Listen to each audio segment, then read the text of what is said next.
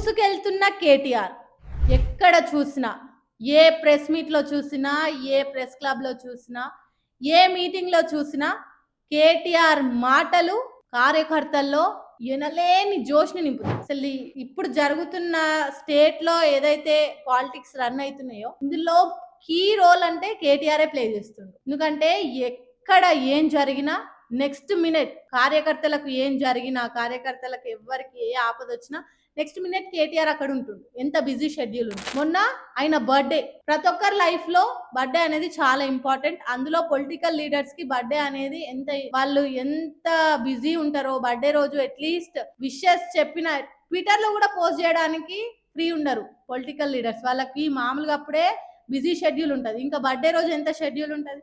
అట్లాంటి కేటీఆర్ పెద్ద రెస్టారెంట్ లో, పెద్ద ఫంక్షన్ హాల్లో, పెద్ద పెద్ద హోటల్స్ లో కాకుండా ఆయన కార్యకర్తకి ఎక్కడైతే అవమానం జరిగిందో, ఏ కార్యకర్తకి ఏ ప్లేస్ లో అవమానం జరిగిందో అదే ప్లేస్ కి వెళ్లి అవమానాన్ని మొహం మీద కొట్టినట్టు చేసి చూపించిండు గవర్నమెంట్. కాంగ్రెస్ పార్టీ అధికారంలోకి వచ్చిన తర్వాత సోషల్ మీడియాకి సంబంధించి ఇవన్నీ నల్లబాలు అనేటైనా చూసుకుంటుండే.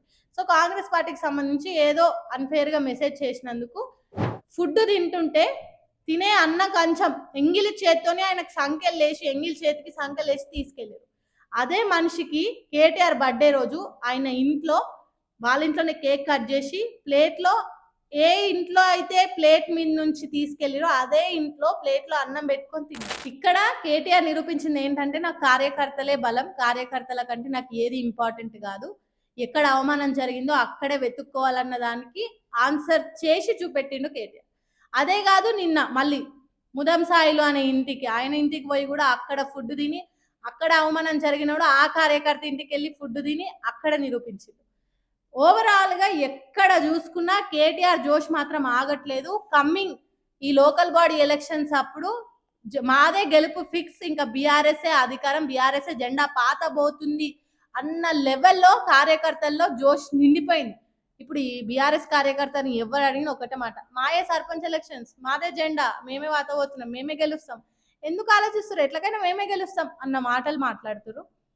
కేటీఆర్ మాట్లాడుతున్న మాటలు, కేటీఆర్ ప్రోత్సహిస్తున్న తీరు కార్యకర్తల్లో అంత నమ్మకాన్ని తీసుకొచ్చింది. మరి ఇదే కేటీఆర్ ఈ లోకల్ బాడీ ఎలక్షన్స్ తర్వాత రానున్న అసెంబ్లీ ఎలక్షన్స్ వరకు ఇట్లనే పోరాడతాడా, లేకపోతే జస్ట్ లోకల్ బాడీ ఎలక్షన్స్ వరకే ఈ కార్యకర్తల్లో జోష్ నింపుతాడా?